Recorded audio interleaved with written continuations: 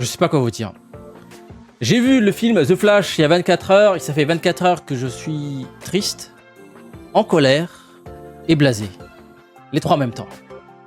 Bonjour la team, j'espère que vous allez bien aujourd'hui les amis. Je vous propose mon avis critique concernant le film The Flash, sorti le 14 juin 2023. Dans la première partie de la vidéo, pas de spoiler. Je vous mettrai tout ça, les timecodes dans la description. Et pour la seconde partie, on va ouvrir les vannes. On va revenir en détail sur les différents éléments du film. Et du coup, on va devoir spoiler. De toute manière, je vous dirai à quel moment je partirai dans la partie spoiler. Avant de commencer la VOD, les amis, comme d'habitude, le petit pouce de soutien, le petit abonnement sur YouTube. Pensez bien à activer les notifications. Et puis, si ça vous intéresse, j'ai aussi une chaîne dédiée au gaming. J'ai aussi une chaîne Twitch dédiée au gaming. Tous les liens se trouvent comme d'habitude dans la description. Bon, pour la partie non spoiler, je vais vous dire clairement, ce film n'est pas pour tout le monde.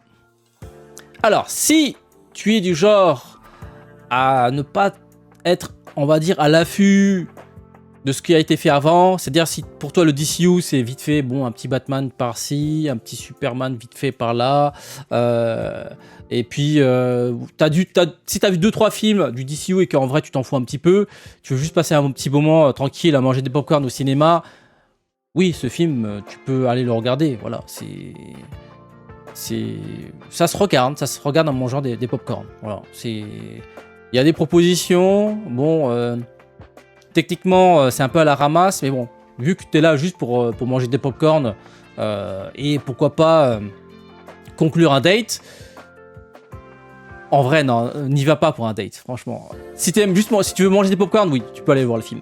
Par contre, si tu t'intéresses un peu au cinéma et que tu as un peu regardé ce qui a été fait par rapport au DCU, tu vas souffrir. Ah, je t'annonce, tu vas souffrir. Tu vas souffrir. Surtout que ce qui est assez ironique, c'est qu'il y a 10 ans, jour pour jour, sortait Man of Steel. Faudrait que je fasse un test un jour. On diffuse Man of Steel et The Flash en même temps, l'un après l'autre, pour voir la réaction des gens. Je suis sûr que 99% des gens vont péter un plomb. Je vais dire, mais comment on passe... Parce qu'en fait, Man of Steel et The Flash font partie du même univers, donc c'est l'univers étendu de DC. En tout cas, l'ancien DC. Tu dis, mais comment on est passé de Man of Steel qui est là, et une proposition, voilà, à The Flash qui est à peu près là. Il s'est passé quoi? Et donc, ouais, si tu t'intéresses un peu aux comics, si t'aimes bien DC, faut pas aller voir ce film, tu vas souffrir. Je t'annonce, tu vas souffrir. Moi, j'ai souffert, ça fait 24 heures que je marche lentement, tu sais, je regarde le plafond comme ça, j'écoute des musiques tristes, ça fait longtemps que j'ai pas connu ça. Hein. Donc, bon, alors, tout n'est pas jeté, évidemment. On va parler du fil conducteur. Tout ce que je vais vous dire là se trouve dans la bande-annonce. Hein. En gros, Barry Allen, donc The Flash, il a décidé d'aller dans le passé pour changer un truc, parce que voilà, le présent ne lui convient pas. Voilà. Il a perdu sa mère, et puis suite à ça, il y a eu d'autres soucis. Du coup, son père se retrouve en prison et il veut changer le passé pour améliorer le présent. Sauf que, évidemment, Bruce Wayne le dit à un moment dans la bande-annonce, tu risques de foutre la merde en vrai. Tu déplaces un truc dans le passé, ça fout la merde dans le présent. The Flash, qu'est-ce qu'il fait? Il a dit, ok, mais je vais quand même tester, je vais quand même tenter. Et puis voilà, c'est ça le pitch du film. Et du coup, en vrai, le pitch est intéressant. Évidemment, c'est pas nouveau, mais voilà. Ce qui est nouveau, ça se déroule dans l'univers d'ici. On a envie de voir voilà, ce que nous propose The Flash en termes de retour dans le passé. Voilà. Donc, il y a des choses intéressantes. La proposition d'Ezra Miller. Alors, je vais mettre à côté tous ces frasques dans la vie réelle. Voilà, je vais essayer juste de me concentrer sur ce qu'il a proposé en tant qu'acteur dans ce film. En tant que personne, ce qu'il a fait, voilà, tous ces frasques, tous ces problèmes avec la justice, bon, ça c'est un autre débat. En tant qu'acteur, il est assez honnête, il a essayé vraiment il s'est donné à fond, je pense. Il a une proposition honnête. Alors c'est assez inégal parce que j'ai l'impression qu'il est un peu en roue libre. J'ai l'impression, vraiment, c'est l'impression que ça donne. Il n'y a pas eu de réalisateur sur ce film. Il y en a un, il y a vraiment un réalisateur qui a été crédité, hein, c'est Andrzej Muschietti, alors je sais pas si je le prononce bien, mais quand tu regardes le film, t'as l'impression que le réalisateur il s'est contenté de manger à la cantine. Voilà, parce que c'est dommage, hein, il y a une vraie proposition d'Ezra Miller, mais par moments ça sonne un peu faux. Ça concerne pas que lui, hein, il y a aussi Michael Keaton qui par moments n'est pas vraiment mis en avant. Donc proposition honnête, il joue deux rôles, lui du présent plus lui du passé.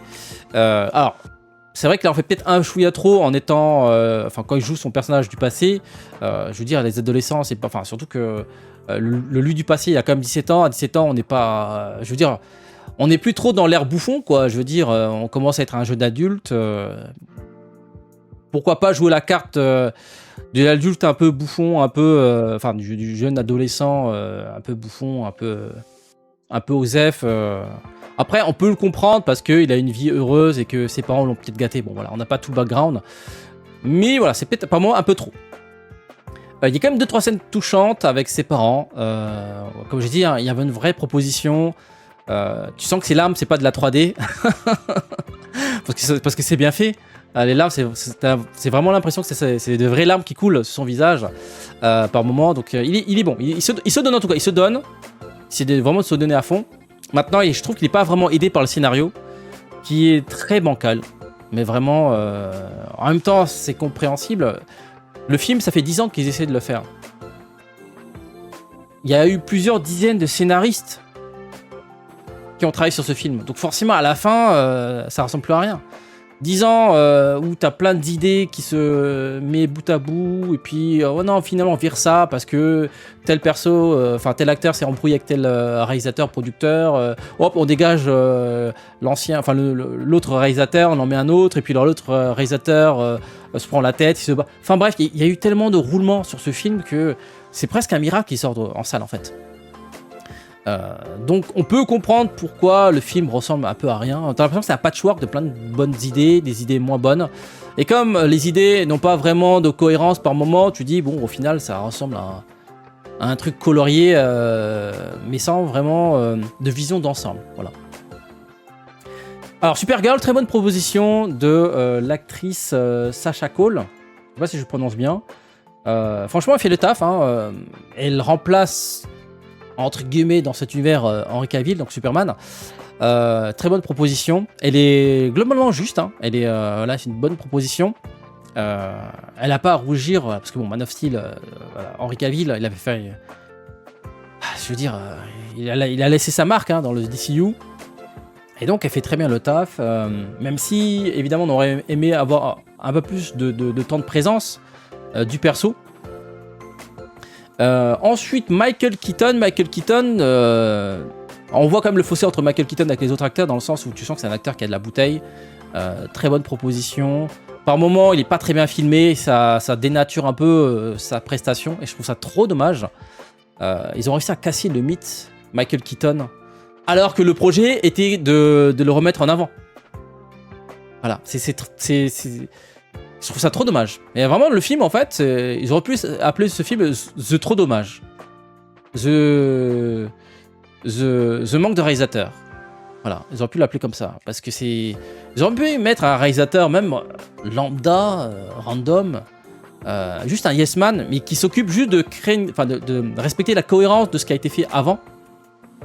Histoire qu'on garde un peu un peu ce que propose Marvel. En fait, quand tu regardes un Marvel, peu importe dans l'ordre que tu regardes, même si ce sont des réalisateurs différents, je parle vraiment des premières phases du Marvel, enfin le MCU, il y avait une cohérence dans l'interprétation, il y a une cohérence dans l'interaction entre les personnages, il y avait une cohérence dans la réalisation.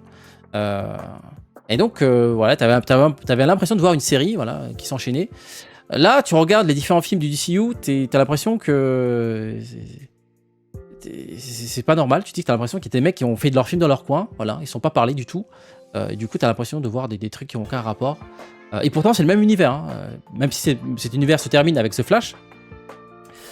Donc, Michael Keaton, intéressant, mais voilà, pas très bien filmé. Alors, l'humour est assez discutable. Alors il y a des gens qui vont peut-être aimer l'humour proposé dans ce film, mais en gros, en fait, si tu aimes ce genre d'humour, je vais te donner un exemple. À un moment, il y a une scène où Barry Allen, donc The Flash, range tout son bordel dans un placard parce qu'il fait inviter, enfin il fait rentrer quelqu'un dans sa maison, enfin dans son appartement. Et ensuite, il se pose comme ça et bon, il parle et puis tout d'un coup, le placard s'ouvre et t'as tout qui tombe. Si t'aimes ce genre d'humour, va le voir. Tu vas peut-être aimer le film. Mais sinon, ça en 2023, en vrai, on fait plus ce genre d'humour. C'est pas du vu, du revu, et je veux dire, ça n'a pas été fait genre des centaines de fois ce truc. Cet humour genre ah non, tu sais, tu ranges tout. Ah non, je suis un mec très rangé, t'inquiète. Et après, il met la main sur le mur. Et après, t'as la porte qui s'ouvre avec tout le bordel qu'il a essayé de ranger. Et t'as tout qui tombe. Est-ce que ça, c'est pas le truc que t'as vu quand t'étais petit sur un Tom et Jerry ou un truc comme ça, tu vois? Donc en 2023, je trouve ça un peu flingué. C'est un exemple parmi tant d'autres, mais il y a trop d'humour. En fait, t'as du mal à t'intéresser aux personnages parce qu'en fait, il y a tellement d'humour. Ils disent un truc parfois intéressant et tout d'un coup, paf, humour, vanne sur vanne. T'as pas le temps d'apprécier ce qui est proposé. Voilà, t'as l'impression qu'ils font du bruit pour camoufler. En fait, c'est genre. C'est dommage, c'est dommage. Trop d'humour. Alors oui, on a compris qu'ils veulent faire du Marvel, mais là, c'est peut-être un peu trop, là, non? Marvel fait pas autant d'humour. Voilà. Ça, on a compris, hein, ils veulent faire du Marvel. Bon, alors, Zod, encore une fois, c'est assez ironique. Ça. Il y a 10 ans, Zod apparaissait dans Man of Steel. Un vrai méchant, charismatique, qui avait un... Il avait un fond, hein, je veux dire, on comprend sa vision, on comprend pourquoi il fait ça, en fait.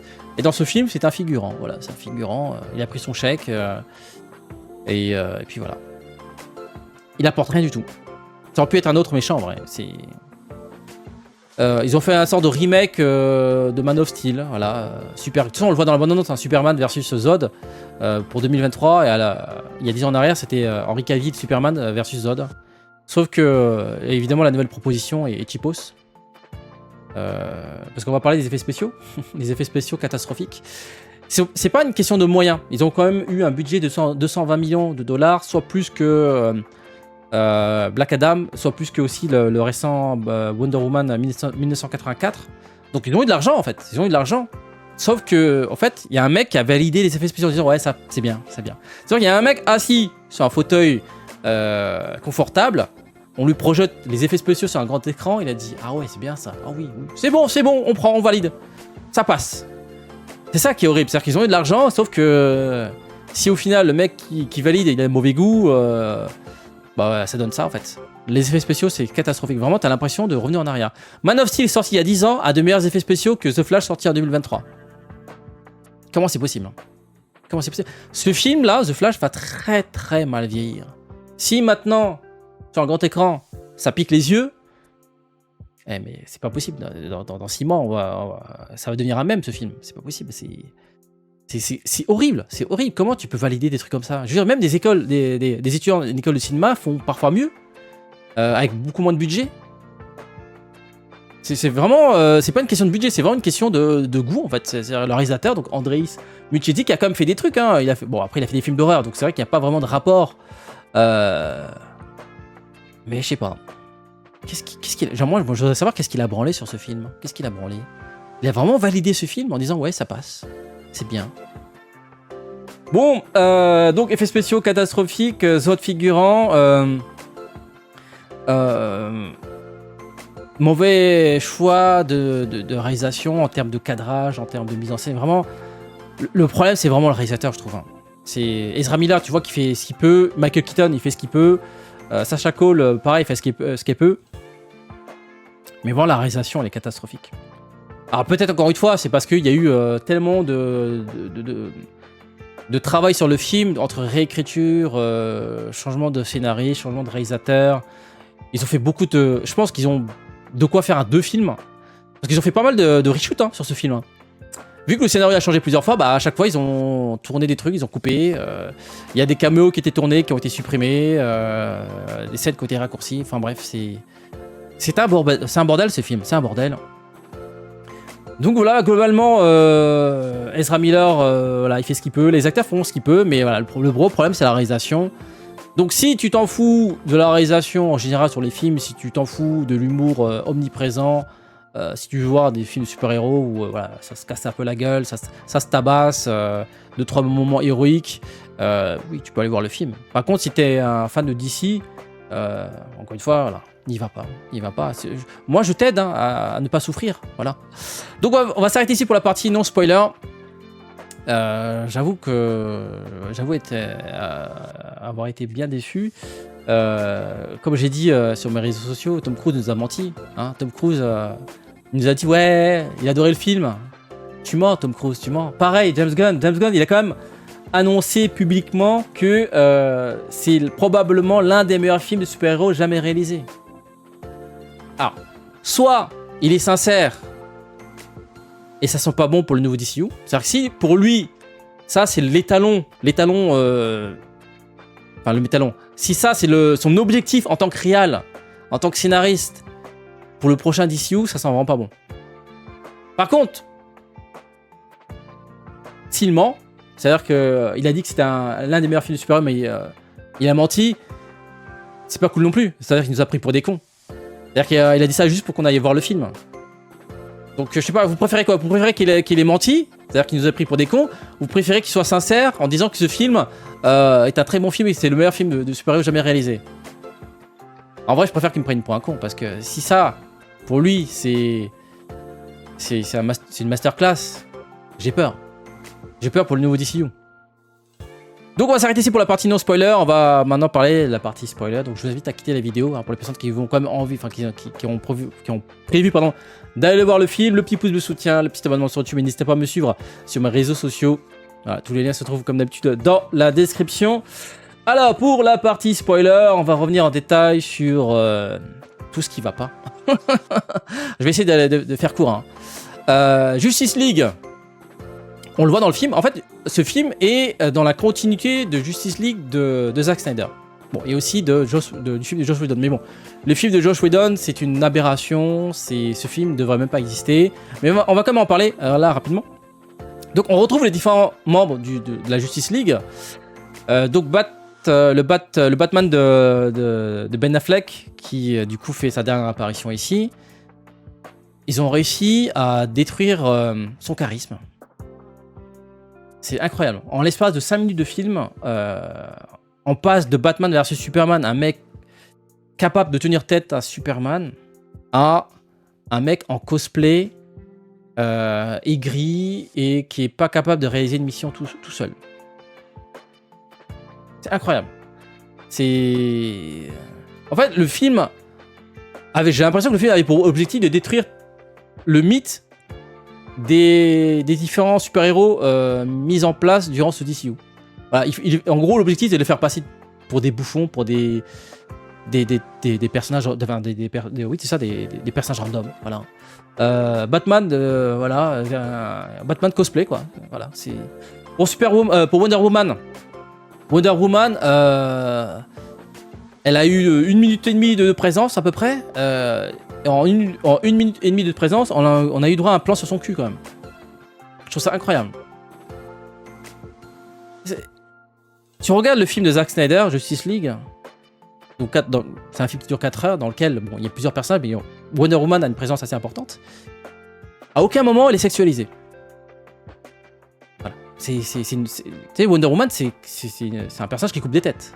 Voilà, c'est une déesse qui coupe des têtes. En fait, c'est pas quelqu'un. C'est pas un cul quoi, c'est tout sauf un cul. C'est un personnage qui coupe des têtes, qui sait se battre, qui a des gros pouvoirs, etc. Elle tue des gens. Et là, dans ce film, The Flash, pour le peu de présence qu'elle a, ils ont réussi à la sexualiser. Il y a un plan sur elle, au lieu de dos, en contre-plongée, bon, comme par hasard, ça c'est un choix de réalisation. Hein. Plan en contre-plongée, on voit un morceau de son cul, voilà, en plein jour. Alors, oui, on doit voir le cul de Wonder Woman dans le film de Justice League, ou même dans le Batman vs Superman, vu qu'elle saute dans tous les sens, voilà, et fait des saltos arrière, saltos avant, donc forcément, si tu ralentis l'image, oui, à un moment donné, on devrait voir son cul, mais à aucun moment, il y a un focus là-dessus. C'est juste qu'elle fait des mouvements, elle se bat pour la survie de l'humanité, donc à aucun moment, on voit un cul, en fait, c'est une guerrière. Et là, dans ce film, c'est un cul, quoi. Voilà. C'est incroyable, Moi, ça me fait mal au cœur, le traitement de Gal Gadot. En dehors des films de Zack Snyder, ils l'ont vraiment... dans le film de Joss Whedon, pareil, sexualisé. D'ailleurs, elle en a même parlé dans une interview, elle a même refusé de tourner certains plans. Regardez sur internet, il y a une scène où en fait Flash tombe sur Wonder Woman et en fait il tombe sur ses seins. Elle a refusé de tourner cette scène, mais Joss Whedon a quand même voulu tourner cette scène. Il a fait appel à une silhouette. D'ailleurs, dans le film, il y a une autre scène où il y a un dialogue avec Aquaman où pareil, ça vole pas très haut. Mais c'est pas ça le projet, c'est pas ça Wonder Woman. Tu regardes le film de Zack Snyder, à aucun moment elle est sexualisée. Voilà, c'est dans les autres films du DCU, c'est une poupée quoi, c'est une poupée. C'est incroyable. Superman boycotté dans le film, donc Superman Henry Cavill. Alors que le projet c'est de parler du multivers, de parler des différentes versions, des différents persos qui a été mis en place sur plusieurs décennies concernant le DC. Là, je trouve ça pathétique. C'est une guerre d'ego et voilà, parce que un tel a voulu travailler avec un tel et que du coup, machin n'aime pas ce machin. Du coup, voilà, on dégage Henry Cavill. Tu sais, c'est puéril, quoi. C'est vraiment puéril. Donc voilà, Superman boycotté. On le voit de très loin sur un journal télévisé. Voilà. Aquaman, c'est d'une alcoolique. Voilà, Aquaman alcoolique, ridicule. Ok, oui, dans le film de Zack Snyder, il boit, mais là, je veux dire, on a l'impression que c'est un vieux mec qui tient pas à l'alcool et qui fait de la merde, quoi. C'est un loser. Vraiment, là, en 1 minute 30, pareil, il le faut passer pour un bouffon. Et pour terminer, The Flash, ils ont détruit son mythe. Hein. Dans The Flash, dans le film de Zack Snyder, c'était un héros en devenir qui devait trouver sa place parmi des mecs qui avaient plus d'expérience, plus d'assurance et qui avaient globalement plus d'expérience en tant que super-héros, alors que The Flash, donc Barry Allen, commençait à peine dans son rôle de super-héros. Donc c'est un personnage qui servait de ressort comique dans le film de Zack Snyder, mais qui était justifié, voilà. C'est un personnage qui essaie de trouver sa place. Et justement, son développement dans le film de Zack Snyder était intéressant. Un personnage qui cherche sa place, qui a des problèmes, et qui essaye d'être à la hauteur de cette équipe de Justice League. Et c'est un personnage très important, parce que s'il n'y a pas The Flash dans le film Zack Snyder, dans Justice League, il n'y a plus rien, en fait. Je veux dire, il a sauvé tout le monde, en fait. Et dans le film The Flash, ils l'ont fait passer pour un bouffon de service. C'est genre le super-héros éco plus, genre ouais bon, Superman n'est pas disponible, Batman n'est pas disponible, bon bah vas-y, tu sais quoi, on va faire appel à The Flash pour faire des... C'est pas logique ce traitement en fait. À aucun moment c'était un bouffon dans le film de Zack Snyder, à aucun moment. C'était le petit nouveau qui arrivait, voilà, qui venait de rejoindre la team, et c'est même les effets spéciaux. Les effets spéciaux l'aident vraiment pas du tout. Tu regardes les effets spéciaux sur Justice League, sont mieux réussis et le mettent plus en avant sur les quelques scènes où on le voit pas. On le voit parce que bon, évidemment, c'est le film Justice League concerne tous les membres de la Justice League, et donc pas forcément. On n'est pas centré sur Barry Allen, mais voilà, pour les moments où il est présent, les effets spéciaux sur ce personnage sont réussis. Alors que là, pendant 2h30, on le fait passer pour un bouffon, et en plus derrière on lui donne des effets spéciaux flingués au sol. Il est vraiment pas aidé, hein. Vraiment, Barry Allen ici, c'est vraiment... ils l'ont fait passer pour un bouffon. Voilà. Bon, maintenant on va parler des caméos, ils sont assez nombreux dans le film. Mais la question c'est, est-ce que ça a un intérêt par rapport à la narration? Parce qu'en fait on a compris que le film introduisait le multiverse dans DC. Ça on l'a compris, ils en parlent pendant le film, pendant, je sais pas moi, une petite séquence de 5 minutes. Mais quel est l'intérêt de faire toute une séquence où on voit les différentes versions de Superman, enfin différentes, quelques Superman, parce que évidemment Henry Cavill il est banni, il est boycotté. Pareil pour le Superman du film Superman Retour, je crois qu'on le voit pas dans le film. On voit même un Superman qui n'a jamais existé en film, le fameux Superman de Nicolas Cage, enfin avec Nicolas Cage. Mais bon, c'est fait en 3D très moche, 3D PlayStation 2. voire PlayStation 3 à grand max. Donc les caméos, ok, ça fait sourire, mais vu comment c'est réalisé, je veux dire, ça n'aide pas en fait, ça n'aide pas.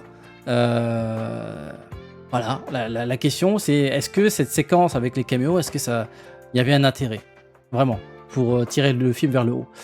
J'ai lu l'interview, enfin quelques interviews du réalisateur. Ils pouvaient mettre, ils avaient l'intention de mettre plein de caméos, sauf qu'au final ils n'ont pas pu. Alors, c'est une question de budget, une question de temps, une question de droit aussi. Mais dans tous les cas, pour moi, je vois pas trop l'intérêt. Soit tu fais intervenir les caméos pour qu'ils aient une vraie séquence dans le film, mais des caméos en 3D, déjà, je comprends pas. Je veux dire, le film est en prise de vue réelle, pourquoi montrer des caméos en 3D ? Pourquoi ne pas avoir fait appel à tel ou tel acteur pour qu'il joue une scène ? Bon, après, évidemment, parmi un des caméos, l'acteur est décédé, donc ça, je comprends. Mais je veux dire, le Superman avec Nicolas Cage, voilà, ils auraient pu faire appel à l'acteur, comme ils ont pu faire appel à George Clooney pour qu'il fasse un caméo, pareil pour Michael Keaton, qui est plus tout jeune et qui a quand même joué Batman. Donc c'est des choix très très bizarres. En fait, je comprends pas les choix dans ce film, je comprends pas. La direction artistique, elle va dans tous les sens, elle a aucune cohérence. Et ça dénote, au lieu que ça tire le film vers le haut, ça tire le film vers le bas en fait. Voilà. Donc au final, des petites bonnes idées à droite à gauche, mais une réalisation foireuse à tous les niveaux, et des acteurs qui essaient de faire ce qu'ils peuvent pour sauver ce qu'ils peuvent sauver. Je trouve ça vraiment dommage. Ce qui m'attriste le plus, vraiment, c'est comment on est passé de Man of Steel à ça. Mais vraiment, pour moi, je ne comprends pas. Je veux dire, est-ce qu'ils s'attendent à ce que ce film fonctionne ? Ça, c'est une vraie question, parce que les récents films d'ici ont floppé. Shazam, déjà le premier s'est passé, mais parce qu'à l'époque, il y avait encore cette idée de DC. Le Snyderverse était encore d'actualité. Mais là, les récents films, dont Shazam 2, il a floppé. Black Adam, il a été à peine amorti, presque amorti en salle et quasiment amorti une fois que le film est sorti en digital. Mais ce film-là, j'ai des gros doutes concernant sa rentabilité. Alors, il est question apparemment de... Si le film arrive à générer 700 millions de dollars, une suite sera envisageable. Le film a coûté 220 millions, j'imagine que le marketing a dû coûter au moins la même chose. 150 millions, voire 200 millions. Franchement, bonne chance, parce que là, le film est sorti, les critiques ont vu le film, le bouche à oreille va pas aider, là. Clairement, ils ont essayé de faire un No Way Home, tu sais, jouer un peu sur la nostalgie avec Michael Keaton. D'ailleurs, la com était très bizarre, j'ai l'impression que c'est plus un film sur Batman, Batman Michael Keaton, que sur The Flash. Quand tu vois les coms, les affiches où tu vois en grand Batman, même là tu vois la tête de Batman elle est quand même bien présente, il prend quand même pas mal d'espace, hein. Si tu regardes bien l'affiche, Batman prend autant de place que The Flash, il prend plus de place que Supergirl. Donc voilà, c'est très bizarre. Ils ont voulu jouer sur l'aspect, le côté nostalgique, la méta-nostalgie introduit par le Spider-Man No Way Home, mais ça marche pas, ça prend pas. Au moins, No Way Home avait une réalisation propre, même si elle est fade, elle est propre. Je veux dire, les effets spéciaux ne piquent pas les yeux. L'interprétation, globalement, elle est bonne. Le réalisateur, il a fait le taf. Voilà. Il a fait le minimum, il a fait le taf. Là, le réalisateur, je sais pas ce qu'il a branlé. Mais vraiment, il n'y a rien qui va. Et moi, c'est pour ça que je disais en début de vidéo, je suis hyper triste, hyper dégoûté aussi. Je veux dire, qu'est-ce qui s'est passé ? Pourquoi ils n'ont pas fini le Snyderverse qui était vraiment une très très bonne proposition ? Moi, j'ai peur pour la suite de DC. Je suis même presque dégoûté de ce qui va arriver, parce que si James Gunn, pour lui, ça, c'est un bon film de super-héros, j'ai peur pour la suite. Je veux dire, est-ce que j'ai envie de voir un Superman en slip qui fait des vannes ? Franchement, je comprends pas. On peut cracher sur Snyder pour plein de trucs. Moi, j'ai pas aimé tous ces films. Sucker Punch, je me suis endormi. Enfin, pas endormi, mais j'ai pas aimé. C'est un film que j'ai vraiment pas aimé du tout. Je me dis, mais qu'est-ce que c'est que ce film ? Voilà, Snyderverse, je suis pas pro du réalisateur. J'aime quand c'est bien fait. J'aime quand il fait des bons films. J'aime pas toute sa filmographie. Dans l'écurie de Marvel, les frères Russo sont incroyables. Tout ce qu'ils ont fait jusqu'à présent, c'était quasiment sans faute. Donc voilà, j'aime le réalisateur quand ils font du bon taf, tu vois. Zack Snyder, il a fait très bon taf avec les 3 premiers films, les 3 films qu'il a réalisés pour cet univers étendu. Et j'ai l'impression que les autres réalisateurs, enfin pas tous, hein, le film Wonder Woman, réalisé par, je sais plus comment il s'appelle, la réalisatrice, c'était correct. Après, j'ai pas vu 1984, qui est apparemment assez décevant. Aquaman, réalisé par James Wan, c'était une proposition, même si je trouve que ça se regarde, mais bon, il y a rien de fou. En fait, la réalisation en fait, le taf est fait. Ça permet, voilà, de donner un peu de background à Aquaman. Mais je trouve que Aquaman est plus intéressant, évidemment, dans le film de Snyder. Et puis voilà, après les autres films qui sont sortis par la suite, dont celui-ci, tout est fait pour tuer ce qui a été fait. Mais vraiment. Après, tu vas dire, oui, c'est l'objectif de reboot. Ouais, mais tu peux reboot de manière propre. Tu peux reboot de manière. Enfin, je veux dire, si c'est le dernier film du DCU, fais en sorte que ce soit un bouquet final, un feu d'artifice. Dans le bon sens, pas un feu d'artifice de mauvais goût, un feu d'artifice finit bien. Je veux dire, on a bien commencé le DCU, Man of Steel, que les détracteurs crachent sur le film pour plein de mauvaises raisons, etc. Qui peuvent cracher. Le film restera, aura marqué l'histoire du cinéma, dans le sens où on a tous en tête des images du film Man of Steel. Qu'on aime ou qu'on n'aime pas, on a tous des images. Tu regardes ce film, qu'est-ce que tu regardes comme image? Pareil pour le film Batman vs Superman, on a tous des images en tête. Il y a des plans iconiques qui resteront gravés dans la tête des gens qui ont vu le film, qu'on aime ou qu'on n'aime pas. Pareil pour le film Justice League de Snyder. Donc il y avait vraiment une très bonne proposition, et pour une question d'ego, ils ont préféré saboter ce qui a été mis en place. Et finir là-dessus, c'est vraiment hyper décevant. C'est vraiment triste, vraiment. Moi, je suis dégoûté quand j'ai revu, avant de faire cette critique, j'ai revu quelques séquences de The Flash dans le film Snyder, justement pour comparer les effets spéciaux. Et en fait, je voulais juste regarder quelques minutes, et à chaque fois, j'ai été pris par le film. C'est-à-dire que je voulais juste voir une séquence de Flash, et puis je me retrouve à regarder une demi-heure du film. Alors, il dure 4 heures, mais bon. Et voilà, t'es pris par le truc, et tu regardes, parce que tout est bien, les acteurs sont bons, la mise en scène elle est incroyable, il y a de l'humour en plus, c'est juste que c'est de l'humour fin, c'est pas de l'humour, voilà, la porte qui s'ouvre, le placard qui s'ouvre avec des trucs qui tombent, non, c'est pas ce genre d'humour, tu vois, c'est un humour plus fin, et les personnages ont la classe, ils ont la classe. Flash, il a de la classe, encore une fois, je dis de manière objective. C'est pas parce que je suis fan du réalisateur. J'aime certains de ses films, mais pas tous ses films. Je suis pas un fan hardcore. Moi, je vous invite, les gens qui crachent sur Zack Snyder, regardez Justice League ou même Man of Steel. Regardez un des 3 films. Mais plutôt regardez les films dans lesquels Flash apparaît, donc Justice League, et ensuite regardez The Flash. Et là, vous vous dites, mais qu'est-ce qui s'est passé? Franchement, je suis quasiment sûr à 99% que les gens, s'ils regardent les 2 films dans la foulée, ils vont péter un plomb, ils vont dire, qu'est-ce qui s'est passé? Comment on passe de ce Flash-là, qui est bon, qui a droit à des scènes incroyables, à ce bouffon de service? Qu'est-ce qui s'est passé? Voilà. C'est une question que j'aimerais poser un jour aux gens qui ont travaillé dans le film, et même je suis quasiment sûr que les gens qui travaillent chez Warner, alors pas les gens qui sont au-dessus de la pyramide, mais les gens, tu sais, les salariés, etc., même eux, je pense qu'ils doivent être dégoûtés. Les mecs, ils étaient là en première ligne, ils ont découvert avant tout le monde les films de Snyder.